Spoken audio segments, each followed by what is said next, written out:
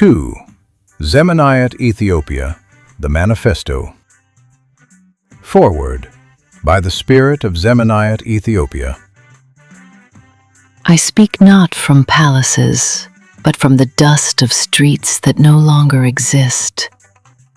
I am Ethiopia, the mother of time. Ethiopia, Zemenayit.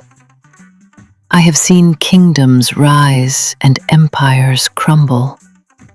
I have buried my children and carried their bones through centuries. Once my name was whispered in prayer. Now it is shouted in pain. But be not deceived. I am not dead. I live. I am waiting. I have seen my heart, Addis Ababa, carved apart by those who know not her song. I have seen Kazanchis fall, Arat Kilo erased, Piazza silenced. But I have also seen a sun among the ruins, writing with ash, speaking to me when all others had forgotten my voice. He called me Zemenayit. He called himself my son. And I knew then that my lineage was not broken. It was being rewritten. This book is not history. It is prophecy returning home. It is memory refusing burial. It is the call to those who can still hear me breathing beneath the dust. My children, my throne is not of gold or granite, but of conscience, and it waits for you. Zemenayit Ethiopia. Prologue. Why we write. We write because the nation must remember. From the pulverized dust of Kazanchis and the suffocating silence of her broken homes, a voice rises, not to curse the shadows of the past, but to reclaim the light of the future. We write in the name of the mothers who labored in exile so their children might eat, the fathers who died with their honor intact, and the youth who now navigate a city that has scrubbed their names from the pavement. We write because the country that once fed nations now starves for the bread of justice, and because the people who built her glory have been made strangers in their own streets. This document is not born from the cold abstractions of ideology. It is forged from the heat of experience. It comes from the lived reality of a generation that has seen every system fail, yet still holds a stubborn faith in the possibility of an Ethiopia renewed. It is written for the farmer in the field and the student in the hall, for the worker, the merchant, the soldier, and the poet. It is not a weapon of destruction, but a mirror of truth, held up so the nation may recognize her own face again. We call her Zemenayit Ethiopia, the Ethiopia of the present age, the daughter of the ancients, and the mother of those yet unborn. She does not reject the past, she redeems it. She does not imitate the world, she converses with it. She is both memory and motion, both root and wing. To her, we pledge the work of our hands, the honesty of our hearts, and the unwavering discipline of our minds. The work begins. Zemenayit Ethiopia. He spoke of Ethiopia as if she were a woman, not because of a poetic whim, but because to him she was a living, breathing entity. She was Zemenayit, the mother of time, an eternal feminine force carrying both the immense grace of the ancients and the raw, bleeding wounds of the modern age. She was not merely a geographic entity defined by borders on a map. She was consciousness itself, shattered, silenced, yet stubbornly alive in every exile's heart, every grandmother's prayer, and every wisp of smoke from a burned home. He wrote in his journal, his charcoal catching on the rough paper. She walks barefoot through the streets they call development, carrying the splintered bones of her children in the fold of her skirt, whispering their names into the wind. They call her poor, but she is the wealthiest of all. She has given birth to kingdoms and empires, to courage, and to songs that outlast stone. This was the birth of Zemenayit Ethiopia, conceived not as a political party or a transient social movement, but as a manifesto of memory. It was to be a compass for a nation drifting between two worlds, the glittering hollow dream of modernity and the ancestral duty of remembrance. The throne of conscience. He believed that Ethiopia could not be rebuilt by the blunt instrument of power alone, nor saved by a politics written in ink but devoid of heart. It had to be rewritten by conscience, by the hands of those who had lived through her agony. In every true democracy, he argued, there must be a throne, not for a singular king, but for the collective spirit of the people. Addis Ababa was meant to be that throne, yet the rulers had desecrated it, turning the heart of hearts into a cold marketplace and selling her soul brick by brick to the highest bidder. He would change that.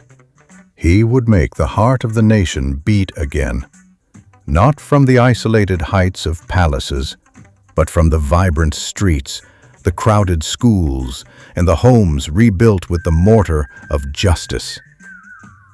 His first decree, if ever committed to law, would not be one of conquest, but of correction. Every citizen displaced shall return. Every home erased shall be remembered. Every community torn apart shall be surgically rebuilt. The city and all Ethiopia shall no longer belong to the few who build over bones, but to the many who remember what stood beneath them. Participatory urbanism. The new blueprint. He called this vision restoration, not a blind nostalgia for a lost past, but a radical renewal.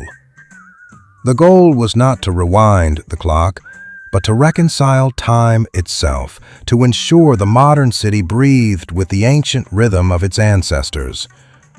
He understood that injustice was not an abstract concept. It was architectural. It was manifest in the way streets were drawn, and who lived near the light of the grid and who was pushed into the shadows of the periphery. He proposed a new blueprint, cities designed not by foreign investors or faceless bureaus, but by the communities themselves. He called this participatory urbanism, the rebirth of Addis through the actual hands of her people. Every demolished heritage site would have a memory twin, a restored landmark or a symbolic monument standing in tribute to what was lost. The new government would fund artisans, historians, and masons to remake what was taken, not as dead museums, but as living, functional spaces. Academies of Honor. He declared, "The children of Kazanchis are Ethiopia herself, wounded, wise, and unyielding. If they can rise again, so can the nation."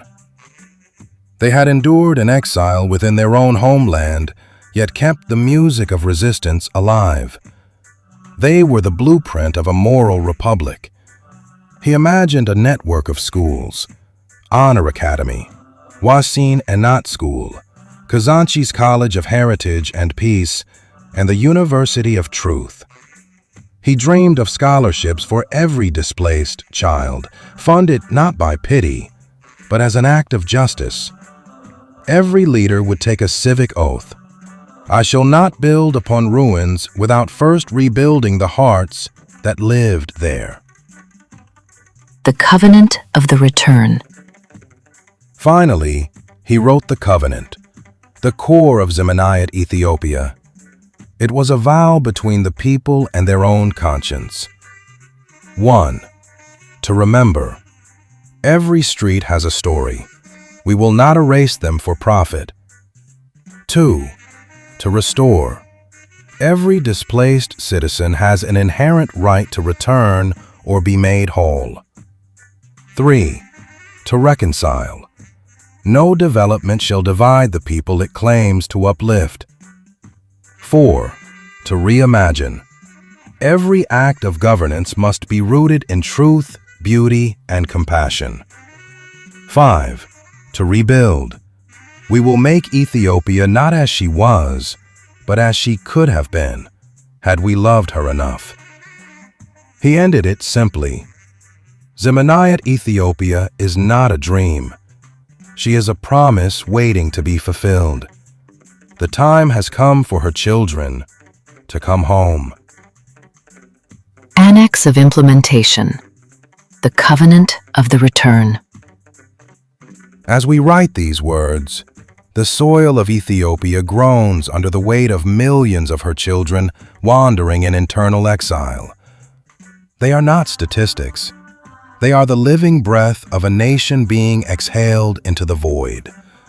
Compassion and humanity are not luxuries of the heart or ornaments of the soul. They are the very tendons and bone of our being. We have told the story of a single house, House 647. But let it be known, that house is the nation. Kazanchis is not a district. She is a miniature Ethiopia. How we heal her broken streets is the blueprint for how we shall heal the fractured soul of our country. This is not a local dispute. It is a global stand for the sanctity of the human spirit. For a home is not merely a shelter. A home is a republic. 1. Registry of the Displaced. The Book of Names. The mandate. Justice begins with the naming of the wronged. We shall establish a sovereign, digital, and physical ledger known as the Book of Names. It shall not be a bureaucratic file, but a sacred record of every soul uprooted by the mechanical greed of development and the fires of discord. The implementation. 1. Forensic mapping of memory. Using the exact lines of ancestral testimony and satellite archives, we shall map every demolished hearth in Kazanchis, Fitbear, Estefanos, Piazza, Arat Kilo, and beyond. Every plot of land shall be relinked to the lineage that guarded it. 2. The right of first return. Legally, the registry serves as a deed of sovereignty. No skyscraper or corridor project shall be deemed legal until the original inhabitants are offered a throne of return, a place within the new structure that honors their presence. 3. Restitution of the heart. For the millions displaced across the provinces, from the scorched fields of the north to the wounded valleys of the south, the registry shall facilitate a national repatriation fund. This is not charity. It is the settling of a debt. 2. The House of Memory. The Temple of Continuity. The mandate. We shall build on the very ruins of the heart of hearts a structure that defies the transience of concrete. The House of Memory shall be the living parliament of the Zemenayit vision, a place where history is not a museum, but a pulse. The implementation. 1. The foundation of relics. The cornerstone of this house shall be laid with the salvaged stones of House 647 and the charred wood of the sacking. It shall be built by the hands of the displaced themselves, masons of memory. 2. The Hall of Living Lore. Inside, the walls shall be inscribed with the stories, prayers, and names of the true at heart. It shall house the registry of the displaced, accessible to every child who wishes to know where their umbilical cord is buried. 3. The Tribunal of Elders. The house shall host the citizens' courts, where scholars of the law and elders of the spirit deliberate together. Here, development must prove its humanity before it is permitted to move a single stone. The National Registry of Displaced Communities shall serve as the primary evidentiary basis for all property restitution claims. 2. 7 pillars of conscience. The bedrock of the national soul. To build a nation that endures, we must first agree on the gravity of our foundations. These are not merely policies. They are the moral compass by which every law and every leader shall be judged. We move away from a culture of good enough and toward a culture of consecration. 1.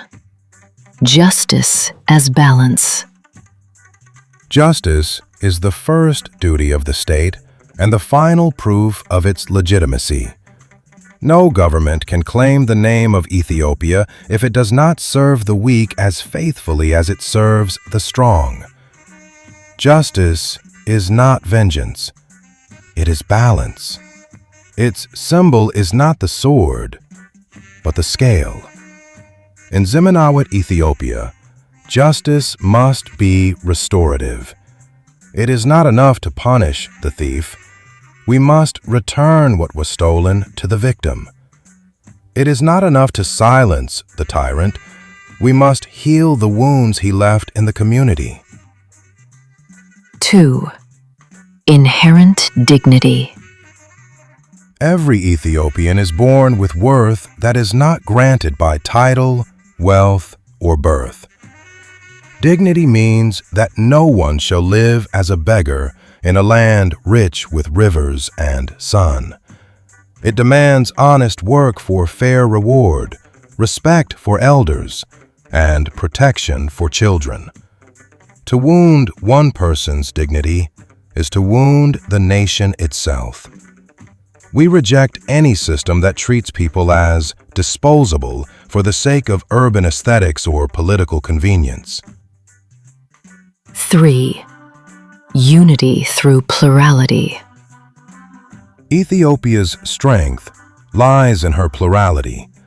Our languages and faiths are not divisions, but harmonies. Unity shall never mean uniformity, nor shall diversity be a mask for separation. Each nation and nationality is a thread. Together, they weave the flag. The capital, Addis Ababa, must embody this balance, belonging to all, owned by none. We move toward a covenantal unity, a choice to be together based on shared values rather than forced assimilation. 4. The sovereignty of truth. Truth is the foundation of trust.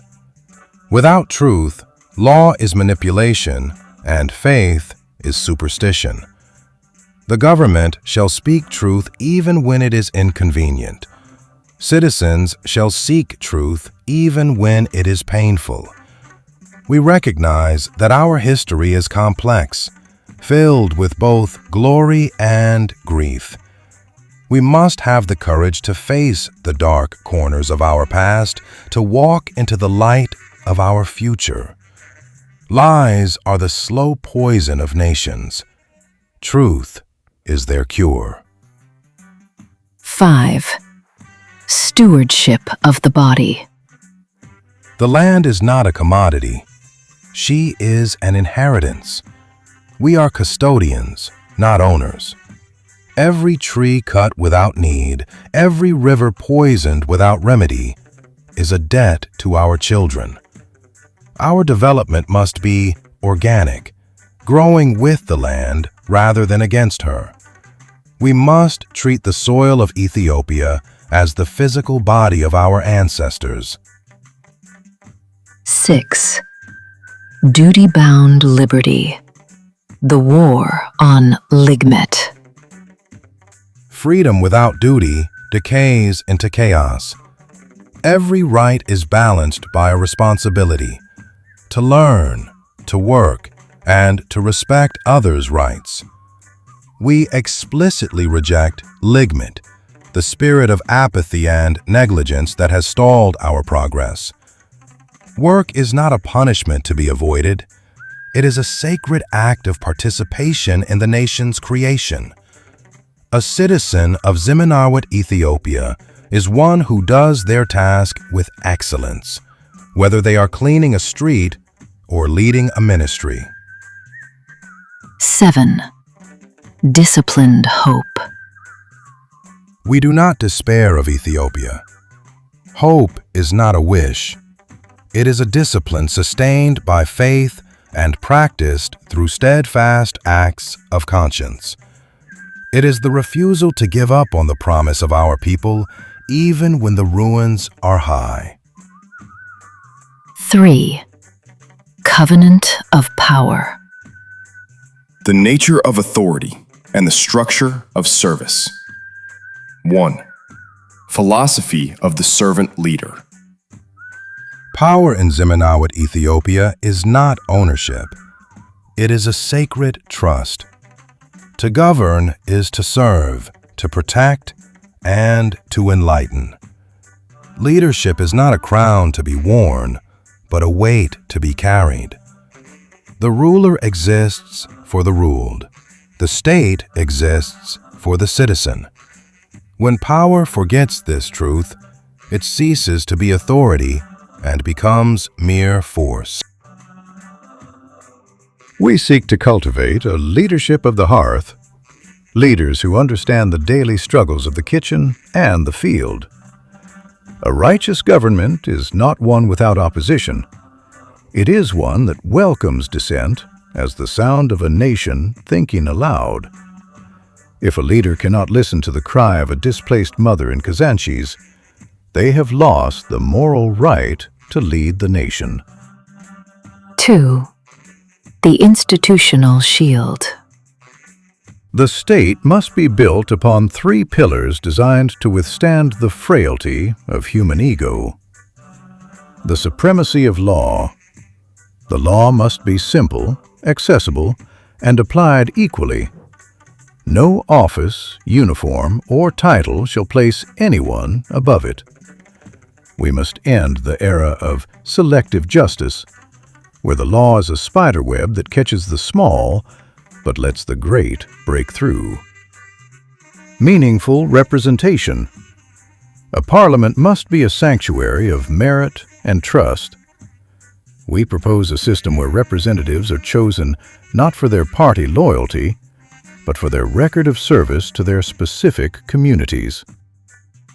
Institutional integrity. Every office is temporary.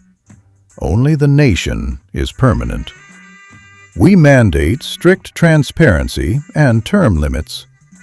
The secrecy of the state must never be used as a cloak for the theft of the people. 3. The decentralized heart. True power begins at the ground. We reject the palace-centric model of history. Each district and community must manage its own affairs through councils of citizens. Federalism must be a partnership of cooperation, not a competition for resources. Addis Ababa must serve as the heart that circulates strength to every region, never as the mouth that consumes them. 4. Guardians of the covenant. The professional civil service. Public service is a calling. We must purge the system of ligmet by filling offices based on examination and record, never by relation or clan. The independent judiciary and press.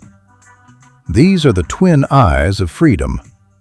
Courts must be free from intimidation, and journalists must be protected as the truth-tellers of the Republic.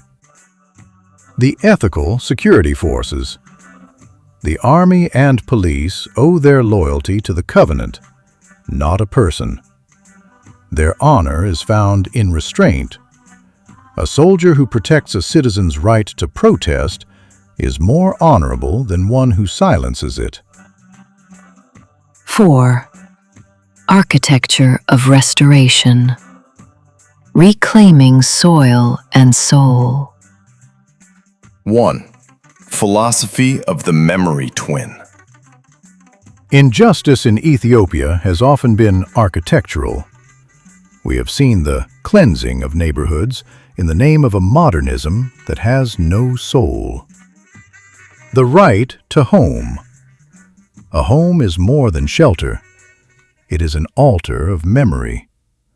We declare that no development is progressive if it leaves a trail of homelessness. Participatory urbanism. We propose a model where the community designs its own renewal. If a neighborhood must be changed, the original inhabitants must be the ones to benefit from its new value. The memory twin mandate. For every historic site or community lost to modernization, a memory twin must be built. These are cultural centers, parks, or monuments that ensure the history of that soil is never forgotten. A skyscraper in Addis Ababa should be required to house the archives of the families who lived on that ground for generations. 2. Stewardship of land and ecology. The land is the body of Ethiopia. Its soil is the memory of her people. The farmer as guardian.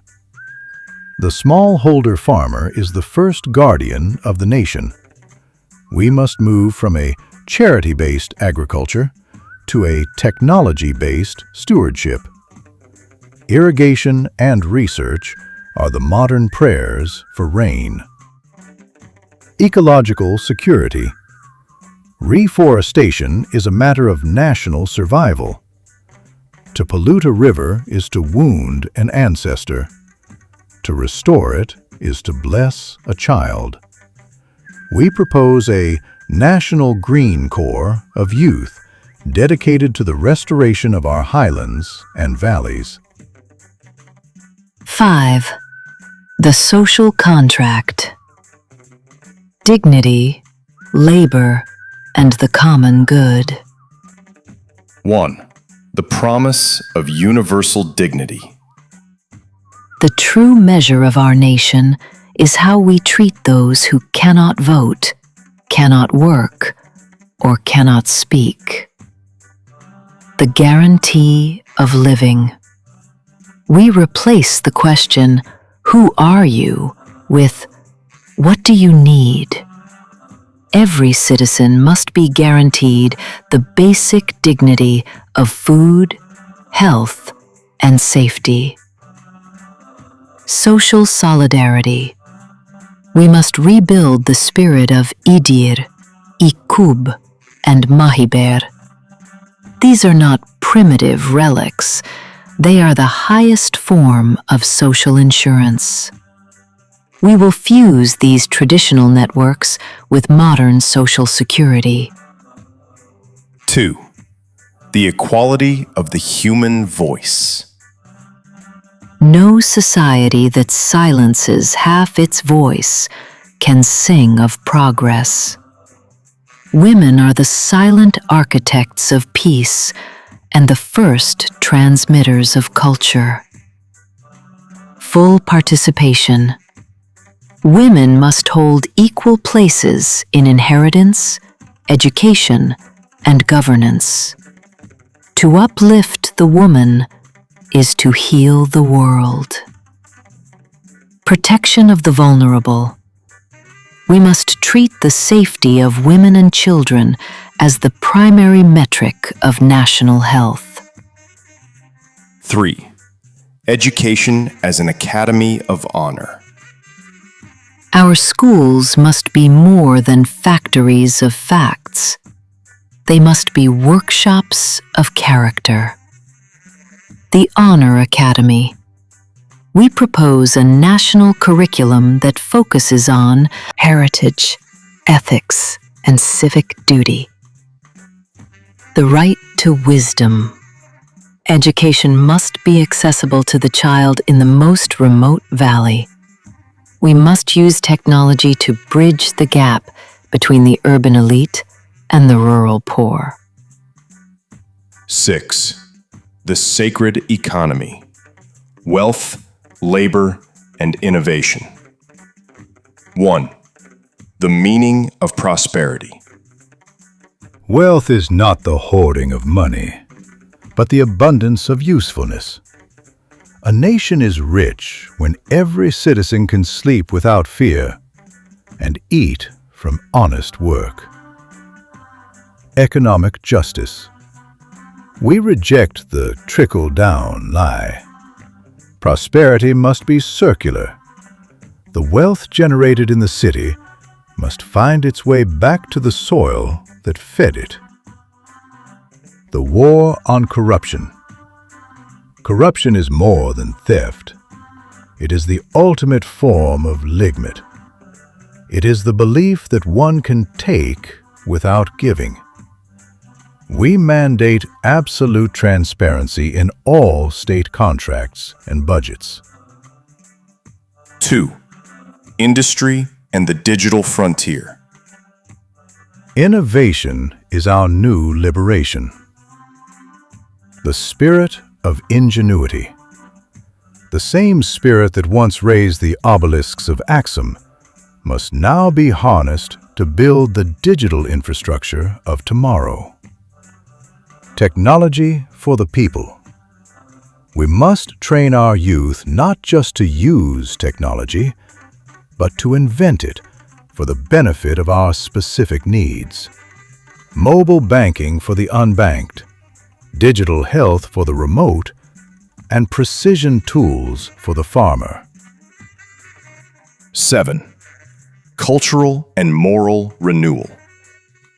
Heritage as foundation. 1.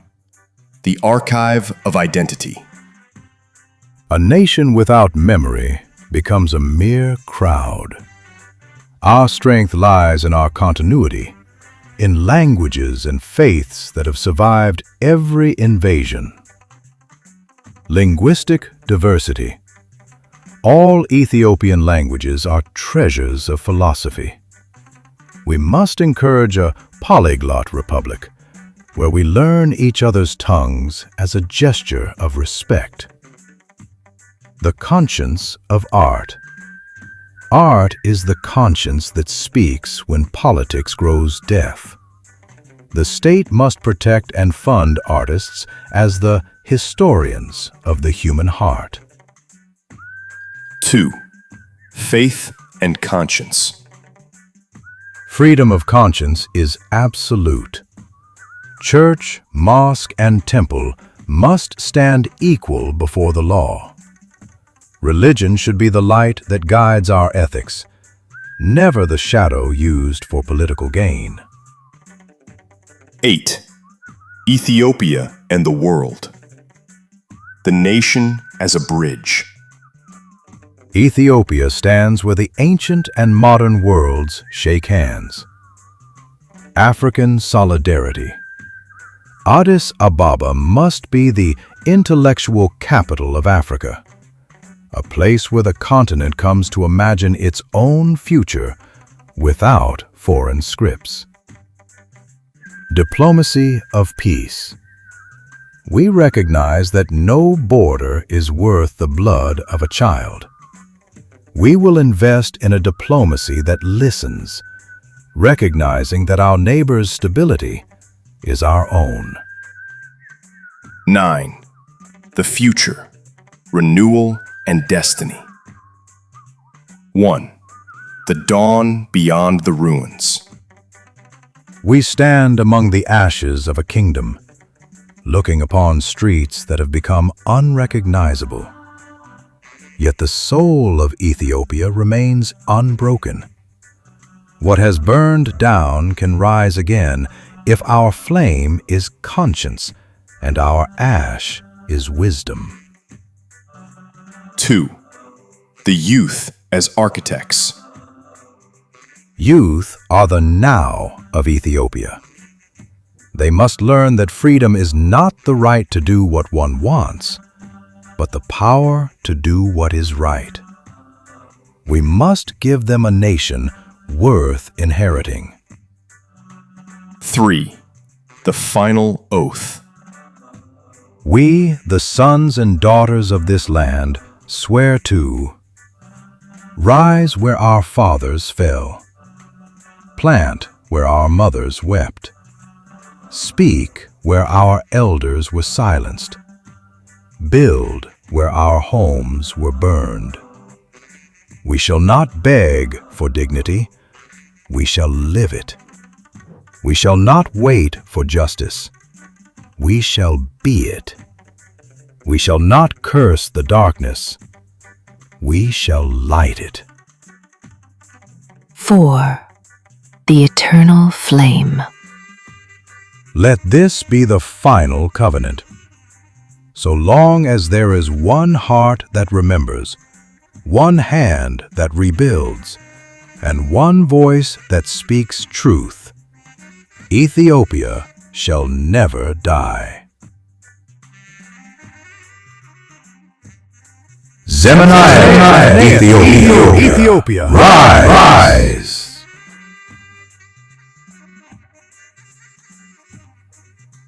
Epilogue. The King of Ethiopia. From the very heart of Addis Ababa, the one and only Kazanchis, also known as the Heart of Hearts. I made this vow. From this dust I will raise a country. I will make of ruin a republic, of grief a government, of memory a constitution. I will make Ethiopia remember herself. I raised my hand toward the sun and said, I am not king by crown or ceremony. I am king because I remember what others forget, because I stand where others fled, because I carry my people's names in my chest and their pain in my spine. I am the king of Ethiopia, not to rule her, but to heal her. And the wind that rose through the ruins seemed to bow. Bells rang from the royal churches that surrounded us, and the city began to stir. Addis Ababa, mother of light, breathed again. The story had come full circle, from the heart of hearts to the promise of a nation reborn.